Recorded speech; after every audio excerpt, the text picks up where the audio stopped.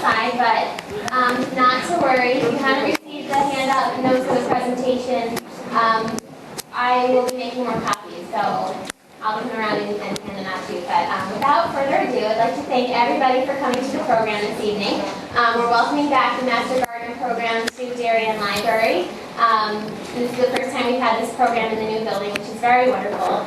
We've turned it into an arboretum. Who knew we could even do this? I walked in this morning, I saw all of this, and I was like, wow, this should be here every day. It's so pretty. But anyway, with spring underway, I think now is really the perfect time to start thinking about gardening. And our speakers tonight will be offering you some excellent advice, whether you're just starting out or if you're a seasoned pro. They will share with you excellent advice for beginning or enhancing your container gardening. Our first speaker, we'll start out with a little introduction to the Master Gardening program. And then our first speaker tonight, he is the go-to person for container veggie gardening. Wally Pugh has been involved with veggie gardening for over 50 years, starting with Victory Gardens of World War II. He currently has a 1,500 square foot raised bed veggie garden, 10 container gardens, an upside-down tomatoes, and a small orchard. He is a graduate of the Connecticut Master Gardener program at the Bartlett Arboretum.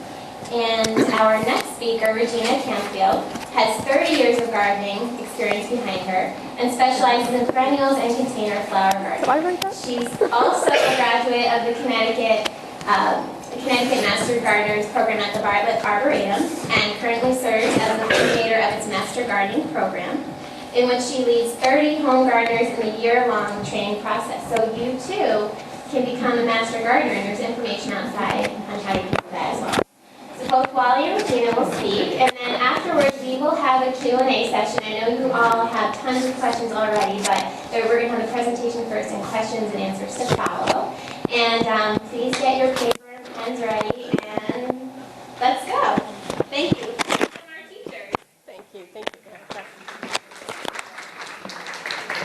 So good evening, everyone. Erica told you my name is Regina Campfield. And I'm in charge of a band of Master Gardeners from the Bartlett Arboretum.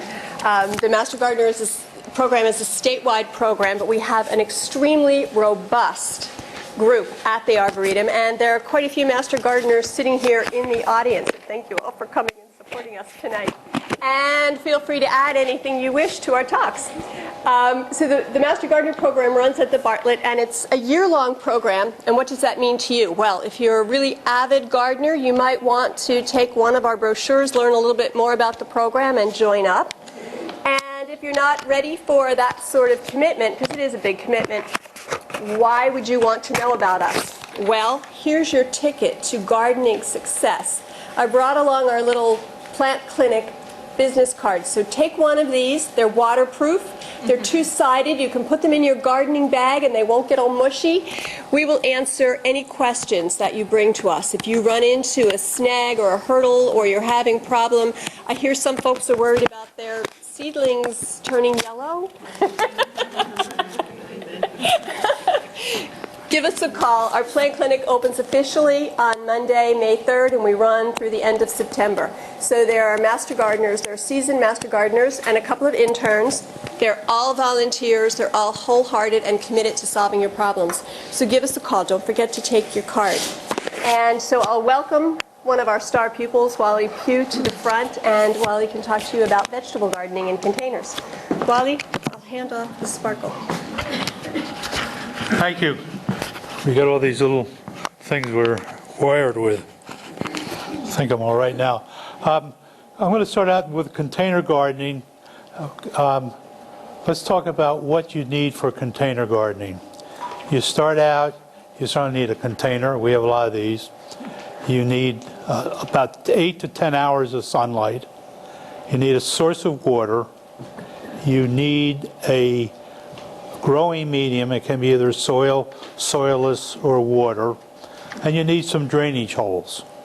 So if it overflows, the roots won't get rot. Now, I have a number of containers here. I'm going to talk about different ones that you can use. The first one here is the Aero Garden. The Aero Garden came out about 2 years ago. It came out 2 years ago at Christmas. I tried to get a hold of one, had to go all over the country to find one, and got one. By now, they've had a success. I have bought some of their seeds recently, and I get an email every other day pushing their products. They're as cheap as about $50. These are about $150. What it is the seeds are grown in a little pod like this. Look at these later on. And with the water, you can see it, cascades pumped through each of these seed pods. It is pretty much idiot-proof, so I had success with it. You program which type of item you have, whether you have lettuce, whether you have herbs, whether you have tomatoes, and that sets the time. And of course, as you know, every plant needs some darkness, and apparently they figured out different plants need different darkness times each day. So it goes off at after probably about 18 hours or 19 hours and stays quiet until the 24 hours has passed, and then it goes back on. Every 2 weeks you get a light that comes on, red light flashing, says add some more nutrients. And the nutrients used to be in a pill form. They've now changed them to a liquid form. And it works. And you can take this thing up and down. You'll notice almost everything growing here is lettuce. That's because lettuce grows fast. My wife and I came back from Florida on March 13th, if you remember that day, and lost 12 trees over that day and the next day. So our attention was diverted. So I got this started a little bit late, but this lettuce is getting ready to harvest, and we'll have it. We use it particularly for herbs in the wintertime. So it works well, idiot-proof, great way to start. Another product that has just come out is this one here. All of my containers are self-watering, and this is a self-watering container. This is one I haven't used. You see there's all kinds of holes here where it's pushed in, and there is a mat here, and through not osmosis, but through capillary action, the water down here is taken into the mat, and then it goes into the various plantings I have here. I have some herbs, basil. I have some radishes, which are miscolored. I'm not sure why. I'm having problems this year for the first time, and I got mesclun there. So this I just got a couple months ago. You can take these, take the lights up and down. There is no timer in this. I have it on a different timer. So it seems to work well. These guys will go into my containers probably in the next couple days. And you can do it simple life. I don't know if anyone knows Brenda Green, but Brenda, good friend of mine, got a container like this, put some rock wool or something here for the drainage. She's got shallots growing here. They're too close to get much out of them, but they look nice. And Brenda lives overlooking the sound, has a deck, and she's raising corn and all kinds of things like that. I don't raise corn because of the raccoons, but the raccoons haven't learned how to climb to the second floor. Another popular plant to grow is the tomatoes. You see these here. If you look at them closely, you'll find there's no earth there. That's because these things are too heavy. So what I've done is I got a couple tomato plants sitting just on the container, and you need a cage around it, which I have here. Need a couple levels of that. And if you notice, I have some red plastic there, so they'll grow better. Also, last year I found that they blew a lot, got a lot of wind on them, so I made this for him, it was a little blankie for him. So I can take this up and protect them from the wind. And this guy, and this is early for tomatoes, so these will probably go outside, but will be protected and go into the garage at night. The tomatoes you see are pretty good size. I don't know if any of you know Mrs. Douglas over in New Canaan, but she starts selling hers around Mother's Day, and I got some early ones from her. This is a container, obviously. Radishes here, they're doing pretty good. Got some pretty big ones. Here's one that a squirrel or someone gnawed on, one of the challenges. But there are some radishes. They're the fastest growing crop, and put these in just a couple weeks ago. Now this also, because of the weight, was taken from another container, and there's plywood down here. So you look at it closely, you'll see it's a little bit messed up. But this is muscadine lettuce over here. Let me then move on to how these containers work. I like the trolley. As you get older, it's much easier than leaning over.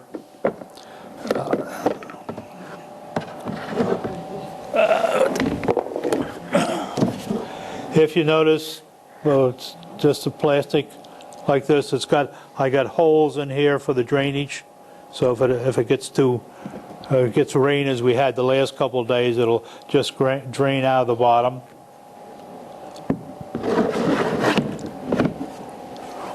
Where do you get that stuff? I get almost all my stuff out of Gardener's Supply, which is out of Brattleboro, Vermont.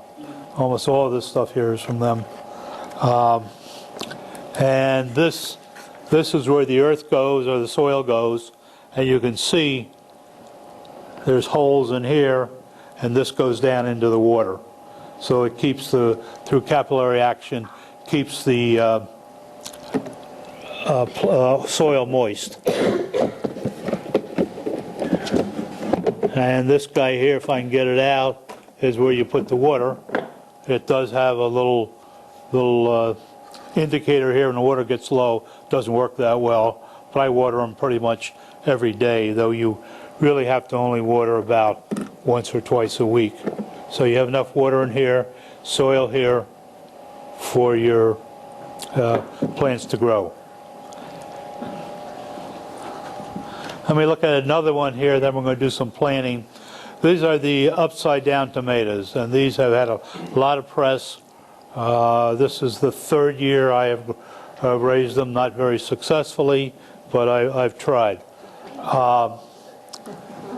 And lesson one on these things is get a sturdy thing to hold them. These guys weigh about 60 pounds each with water in them. So 2 years ago, I couldn't get this from Gardener's Supply. They were out. I got somebody else's, worked the first year. Last summer I had a new shoulder, so my arm was in a sling. We put the other one up and started going right over. So I leaned over it with a good shoulder, and we went out and bought this. And it's interesting that Gardener's Supply, who I got this, sent out a postcard in the middle of the summer suggesting that if you put this on a deck, there are ways to screw it into the deck to make sure it is really connected. And I put, there's holes down here you'll see. I put earth staples in them to keep them rigid and so they don't fall. These things I found, they blow a lot. Again, you got to have adequate sunshine, water, and all the rest. But I found that my tomatoes, so I'm going to put them out a little bit later this year. I put them out around Mother's Day. And last year I had 2 tomatoes and 2 peppers, and we got some production from them. And how these work, let's see which one I got here. And if you notice, I keep coming up with new things. Last year's model had the swivel. This year's model, and I'll show it to you in more detail. This one opens up to make it easier to put the tomatoes in. On top of each of these is this bowl, and you get again capillary action. You put these in the water underneath, and it goes into the soil. Works marginally. I ended up just squirting water around it pretty much every morning. The birds like it, though. It's a great bird bath. They did do that, but I squirt. And last year they had a device where you could put it in and tell you whether there's enough water or not. I never did understand how it worked, and they didn't offer it this year. So they're the different types of devices or items you can use for containers, from the very simple to some of these more complex items. Now, let's talk about container mix for a minute. I make my own. I use a formula I got in this book here, which I consider one of the better reference books. Incredible vegetable self-watering containers from Ed Smith. It's out of the Story Publishing out of Vermont. They just came out, and I bought it yesterday with his Vegetable Gardener's Bible updated. And they're the only two gardening books I've ever read cover to cover, and they're quite good. But anyway, in his book, he suggests what I use. It's 40 quarts. I think that's right. 20 quarts of peat moss, 20 quarts of compost, and then I add a cup, and I use dried blood. I use green, whatever it is, and I use a phosphorus. Use a third a cup of those, and I save that from year to year. I have, again, I got 10 container gardens. I got a big whiskey barrel, which also is self-watering, with pansies in it now, right outside my garage door, and I've got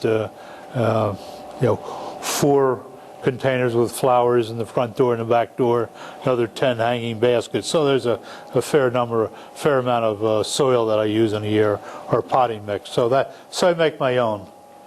But one good one that works if you have a small amount is this Coast of Maine. I got this, and I know that Gardner Center has it. I got this at Reynolds, and I thought we'd plant some veggies.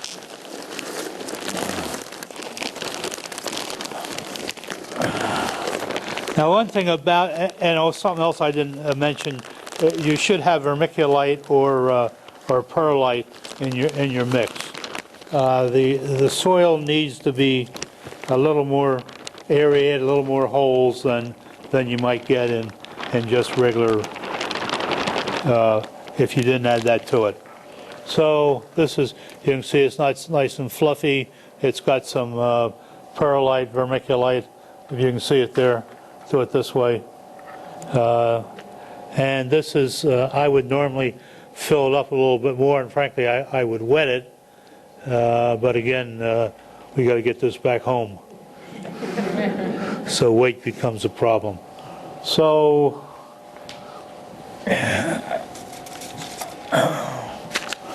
let's put some items. Let's put some carrots in here. Obviously, a very long carrot won't work, but I had. If you saw those pictures earlier, I did have some carrots from last year that worked pretty well.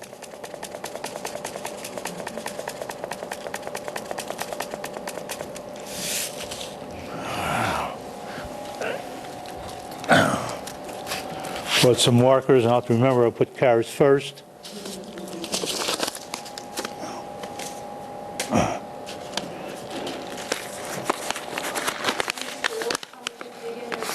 Yeah. Yeah, they do. Chipmunks too. I have my herbs right beside it, and they're not as much of a problem. But yeah, they're actually, if you looked at that before I brought it, there was a yeah, they're a challenge because I feed the birds, so the squirrels like that. So there's some spinach. Very scientific. Oh yeah, yeah. Here's some beets. Now beets, some literature says they don't grow well here because they have such a long taproot. But I try them. I don't get very good beets, I must admit. But they're fun. Come on. So it's not very scientific. And then, if I can find it, where's my vermiculite? I put some vermiculite on top of it, and I've done it for years, and I never, just kind of a marker for me, but I read some literature recently which says vermiculite can keep you from getting damping off. But I also use it as a measure to make sure that the soil is damp, and this won't damp. It's a vermiculite. It's a it's volcanic, I think, or something. Vermiculite. I got this at Reynolds. I'm sure Gardner Center. I'm sure Nielsen's has it. It's no, it has fertilizer. It's technically what it is. I think it's Smash something. I forget what it is, but it does help maintain some moisture. The other one, which is similar, is perlite. You can use either one of them, but I use it throughout the soil to make it more holy. So and I use it here just as a marker, and I just pat it down. Now, if this were home, I would spray it with some water on top, and then make sure that that this reservoir was full. So that's a quick planning.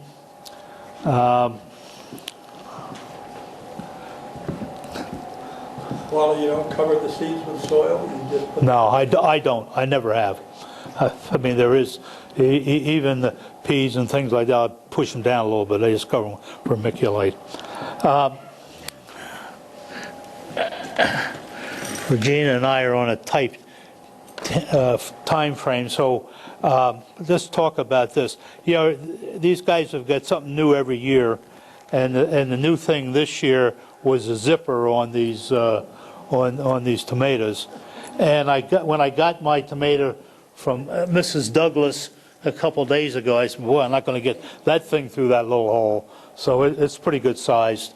So what you do is you connect this, and I just got this today, connect this together, lay this out, put the tomato in here. I think this pulls apart here.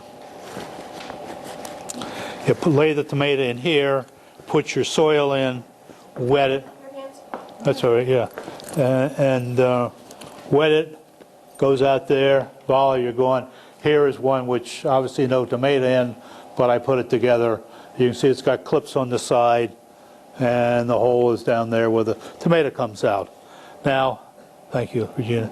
Now, the best type of tomato to get for this, they say, is what I do to this thing, is determinate, which is a tomato which doesn't grow as much as some of the other tomatoes.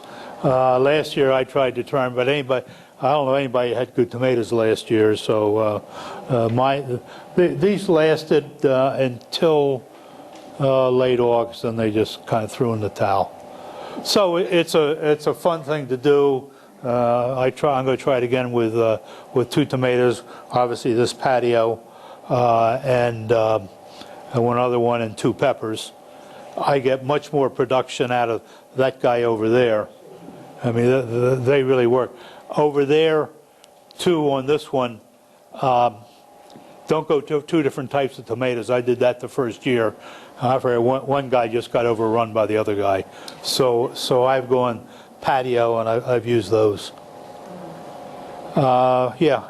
I just would, in terms of planting seeds, how's the timing around now? Is it a little late to have seeds going? Oh, depends what the seeds are. I mean, like beans, you don't plant till the soil's a lot warmer. You look at any of your seed pack; they'll give you the date on it. It's radishes, peas. The date is St. Patrick's Day, and it's hard to do it around here. What I do, frankly, is I start my peas inside.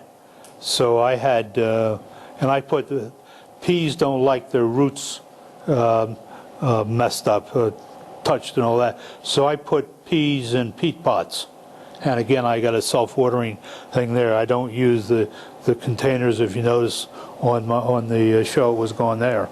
So those have been in for a couple weeks, probably. Radishes are in, lettuce is in. Squash, I start first of May inside and plant them outside around Memorial Day. So it's all over. Yeah. What about these soils that have these moisture additives to them? Do they work for containers? I tried them some. I wasn't real happy. This type of self-watering, I think, works the best. I've run out of time. We're on a tight schedule, so I have to give my bright lights here to Regina. And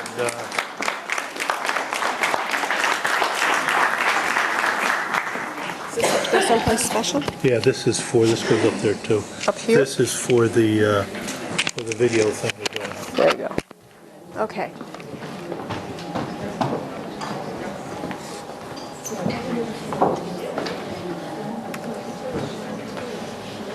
I don't have, you could do this, yeah, because I don't have my glasses with me, so I can't quite see that little icon. Wally, that was great, thank you.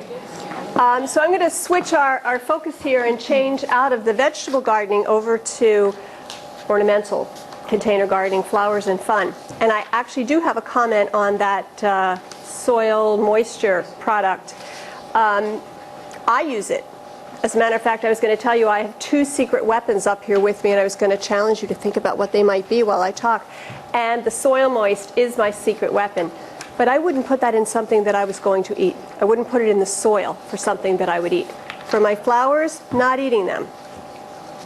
It's okay. So, thank you, Erica. Okay, so container gardening. I'm trying to figure out how I'm going to only talk for half an hour on this because there's so much to say. Wally, you managed to do that really well. So just, yes? Your microphone Yeah. center, please. Let me move this back. Did you turn this on? Excuse us. You have to remember, we're gardeners, we're really not that good with technology. Thank you, ma'am. Is this better? No. Yes. Okay. Now I'm nervous. Thanks, Wally. So container gardens. Container gardens are an entity into themselves. I live out in deer country, so I actually do have an earth garden. But for a while there, it seemed like everything I planted, those little critters came along and munched on. So I really got seriously into my containers. And the advice that I have for you is to think about what your containers are going to do for you. Are they there to decorate your front door? Are they there to hold some herbs for your kitchen and your cooking? Are they there as accents in the midst of a larger garden or a garden room? So think about that before you start. Some of us, I don't know if you're like me, sometimes I park at a nursery and all of a sudden before I know it, there are all these plants in my trunk. I try hard to plan, but sometimes those plants are irresistible, and I seem to have enough containers to accommodate them in the course of the season. There are a variety of factors to look at. The style of your containers. Do you want your containers to decorate your home? So do you want to match the style of your home, or do you want to do a counterpoint to that? Should your containers play well with each other? Are you planning one or two sizable ones or a variety of smaller ones? your growing conditions. As Wally said, these plants need sunlight and water. So think about your growing conditions. Is your front door sunny, part shady, or what? And we'll see a slide on those conditions later on. And your color palette. That's always one of the fun aspects of it. Do you want that container to calm you down? Is it going to be in a place where you're going to sit at the end of a long day with something cold in your hand and some nice quiet conversation? Or do you want to see something sensational and beautiful and warm and welcoming and busy? So all of those are good choices. There are no right answers here. Containers are varied, and I brought along a few of my favorites. Now, this one is really not very heavy at all. And it comes apart. So imagine how cool this is for moving around in storage. I can bench press, 5-10 pounds, so this is great. But the disadvantage, this is one of those composite ones. The disadvantage to this one, from my point of view, was that it didn't have holes. So those 3 black dots are well-used holes. Then I needed to drill the holes through the next piece. So, and you can see I got a little impatient here. So the last piece doesn't always come out to play, so that part doesn't have holes, and it seems to work just fine. You can see up there are all sorts of different kinds of containers. There are plastic ones. I do not recommend black plastic any place where the sun is strong. That black holds the heat. This usually goes under a covered deck, and it plays very well with that location. There are ceramic containers. This also doesn't have a hole in the bottom. So what I do is I put another container, not this one, but I put another container in it so that I don't get soggy roots on my plants, because those plants need drainage.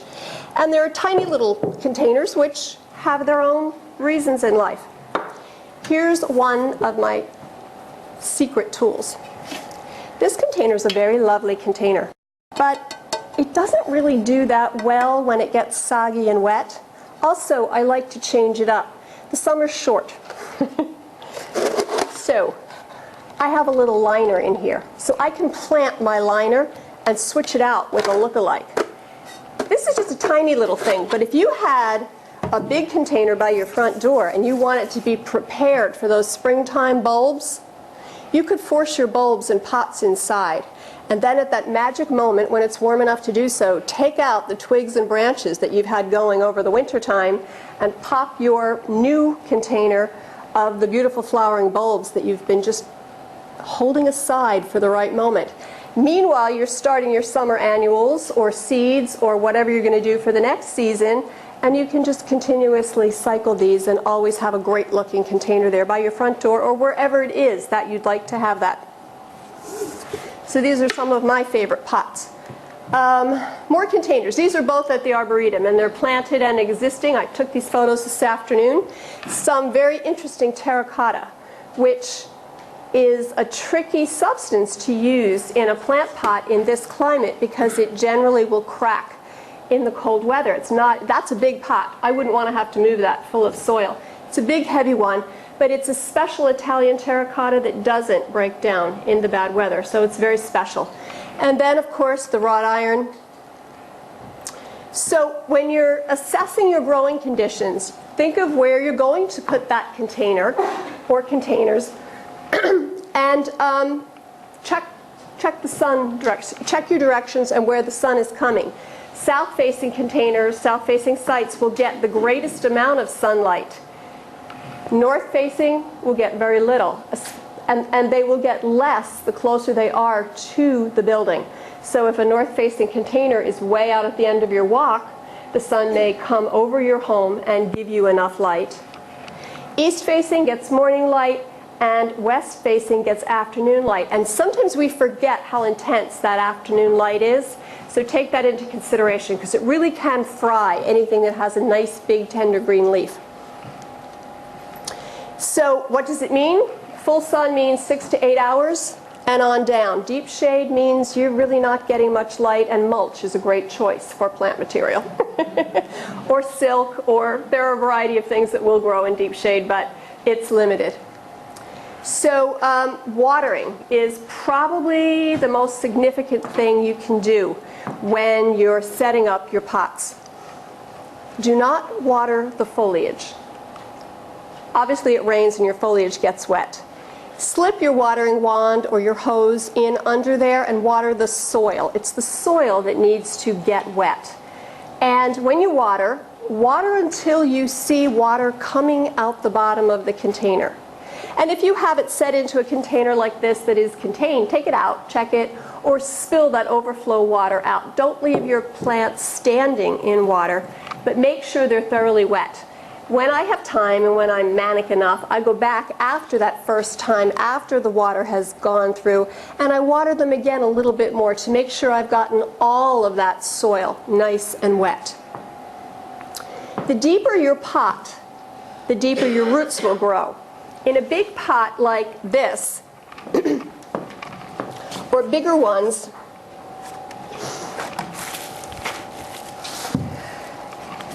some folks, and I'm one of them, will take old pots or little styrofoam noodles or wine corks and fill the bottom. This is something that's been done for a long time.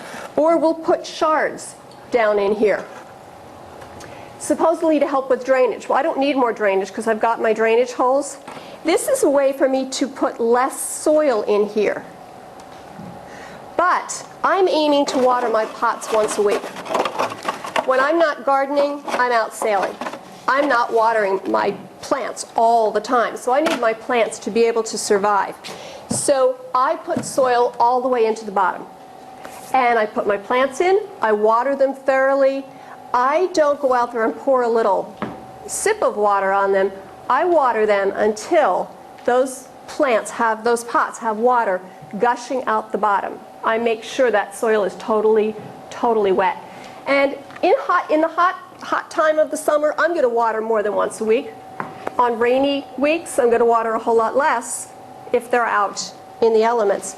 But generally, I can manage with a deep pot to get about a week, 5 days maybe. The deeper the pot, the deeper the roots will grow. And my other secret weapon is what we talked about a minute ago, soil moist, which is a polymer, a crystallized polymer or some sort of thing like that. This gets added into your soil and it holds on to water.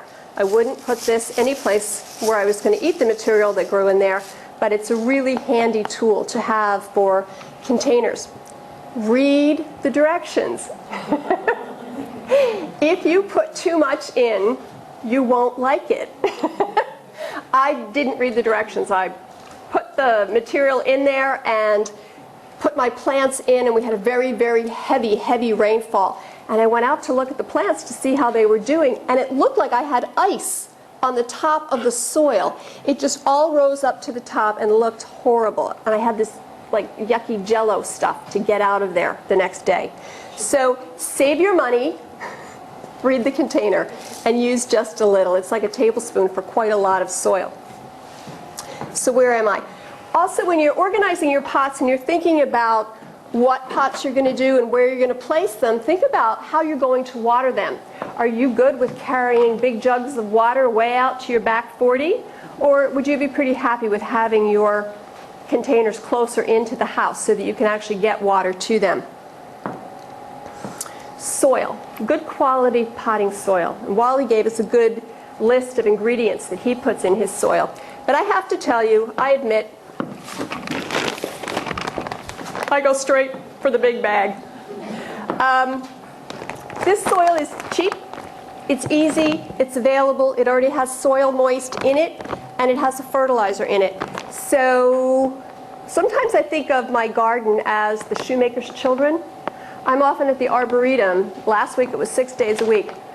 So the children weren't getting a lot of attention. I like that there's that soil moist stuff in my pots, and there's also fertilizer already in there. And the fertilizer is good for 6 to 8 weeks. I'd have to read the bag to tell you for sure. So it's pretty well into the growing season before I have to start thinking about fertilizing my pots. But you will have to fertilize them eventually if you want them to perform well. You could keep an eye on them. a slow release fertilizer for flowers and vegetables. So this really isn't meant to be a sales pitch for any of these products, but I just thought you'd like to see some of the material. So to shard or not to shard, that was about putting the pots or the broken bits of pottery in the bottom of your container to add that extra little bit of drainage or to lift up the space to allow you to put less soil in. Colors. So we're getting close to the plants. Warm colors raise our energy levels, and cool colors create calm. So complementary colors are good to put into your mixes because it creates a certain amount of excitement.